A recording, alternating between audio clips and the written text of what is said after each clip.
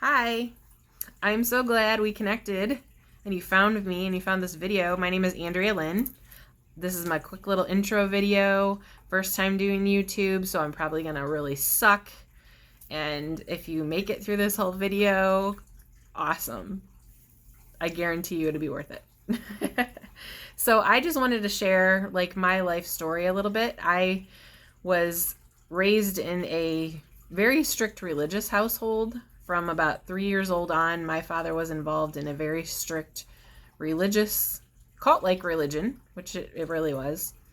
And when I was around 9, my mom decided to jump in and also go that route with her life. So that brought in me and my siblings, right?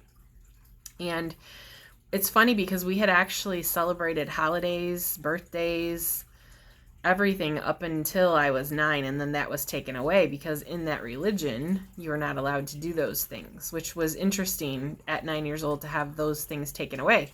Like, can you imagine a 9-year-old being told they can't celebrate their birthday anymore? Like, really crazy to think about right now. Like, when I think about it now, it's just insane to me. But anyway, so that brought me into the religion, and I grew up in all of that indoctrination, that brainwashing. If you want to know more about that, reach out to me. I'd be happy to chat with you about that. I'll probably do some other videos on details of that at some point. But what's interesting is I grew up and I got married very young. I was married at 19. The person I married was about 8 years older than me, which was kind of taboo at that time. And again, when you're in that religion, like, you don't have any kind of sexual contact with anyone outside of marriage. So it's kind of funny to think about those things now, because when you step away and you see like what all of the control that's placed on you, and it keeps you from really like experiencing life, like finding out who you are and being true to yourself is really what it keeps you from. So anyway, I was married super young, and about 13 years into my marriage, I actually got pregnant with triplets, and one of the babies didn't make it, died at about 10 weeks. So I ended up with two beautiful girls who are like amazing kiddos, and they have taught me so much in this life. As if you have kids, you know that kids teach you more stuff than you could ever realize. And so there became a point in 2012 when I started really questioning all of the things I had been taught, and I had started seeing a lot of the lies in the, I guess, organization or religion that I was in, where there was a lot of molestation, sexual molestation being hidden, and the organization telling families not to report it to the police and all of that kind of stuff. And it brought up all of these triggers for me from my childhood, which I'll share a little bit more about that in a minute. But what had happened was that started really, like, I started awakening and stepping more into what I knew instead of what I was told. And I was just like, something isn't right here. And so in 2014, after 2 years after, I knew that things were not right in my marriage. In 2014, I actually chose to have an affair, because at that point I was so brainwashed that I thought that was one of my ways out. Like, how insane is that? I know that's crazy. It sounds so crazy when I talk about it, but it's the truth. So that brought me into this space of living alone at the time with two 7-year-olds, never living on my own, because I went from home at 19 to married, right? So that brought me a whole lot of experiences, to say the least. And I met so many people over the years, as we do, that teach us things. And what happened was, about 3 months after I had separated from my ex and moved into my own place, I got a phone call from him that my mom had been diagnosed with ovarian cancer. Because what you have to understand is I was also disfellowshipped from the Jehovah's Witnesses. And when that happens, you lose connection with your family. They shun you, they ignore you, they don't have any contact with you. So my mom had my ex tell me, that she had been diagnosed with ovarian cancer, and I went up to the hospital the day of her surgery. I was not received well by my father at all, which is fine. My mom was very receptive to me being there. I could tell she wanted me to be there. So a few months went by. I was taking meals, helping out at home, and then I got a letter in the mail: don't come here anymore. Don't call us, don't contact us, don't email us until you return to the religion. In so many words is what was said to me. And that really propelled me forward. It really moved me into really finding even more depth of what was true for me. And so that led me down a path of self-healing, where I found Reiki, which is a energetic healing modality that focuses on your chakra system and clearing energies through there. It's very relaxing for the body. And so I found that, did that for a few months for myself. And then I found another modality called the access bars, which also assisted me to move really fast through clearing things energetically that I was still trapped into.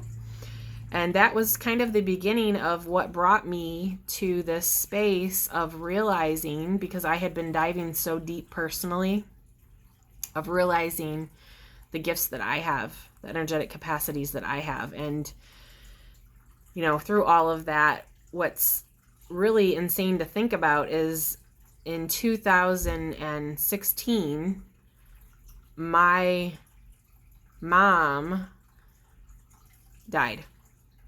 And I tried to see her the day before she died and was told that the police would be called on me if I went. So that didn't happen. I did see her a couple weeks prior of that. But anyway, it really pushed me, right, to look at all of the stuff that I had been taught, and I really had to be there for myself. I had to support myself energetically and deep dive and heal and process all of because I had grown up in a system of codependency around that, and narcissism, gaslighting, sexual abuse, emotional abuse, physical abuse. I had experienced it all. You name it, I had been through it. So when I found the access bars, and like I said, they really assisted me in moving through things, a year later started my own business where I was offering energy healing in locally, and also doing distance things. And here we are 3 years after that almost, and it's brought me to this whole different space of really connecting with who I am and realizing that I need to get out there. My peeps are looking for me, right? All of the stuff I've processed and healed through, including the sexual trauma, I know there are people, and maybe you're one of them, that are looking for me to assist you and guide you through this. You know that you need to process the trauma. You know that you need to step more into what's true for you and start living from that space of authenticity and integrity with yourself. And I know that it's important for me to start getting out there and talking so that I can connect with people who are looking for me. So, sum it all up, that was my life and what I had been through. And I'm, 6 years down the road now on my own with my kiddos, still learning, still growing, still tapping into an endless amount of gifts that keep coming into me as far as capacities with energy and assisting other people to heal. And realizing that I am not a healer. I don't like that word. I am the catalyst to assist you in moving forward in your own healing. And I provide the energetic container, the facilitation, and the space that you require to move through those things. So that's a little summary of my life history and how I got to where I am. And if any of that resonates with you, if you feel I can assist you in any way, feel free to send me an email at awakened2vitality@gmail.com. Please be sure to click subscribe on my channel. I would love that so much, because I'm going to start doing more videos, and that way you'll get alerts and notifications when I send those. And yeah, feel free to reach out. I am so excited to start this new journey of YouTube, and thank you for sticking with me to the end of this video, and I hope to hear from you. I am sending you much love and reminding you of your value and your worth, and that everything you desire is possible, because you wouldn't have the thought if it wasn't something that you could create in your life that you knew existed. You wouldn't have those thoughts. Okay, awesome. So thank you so much, and I will chat soon.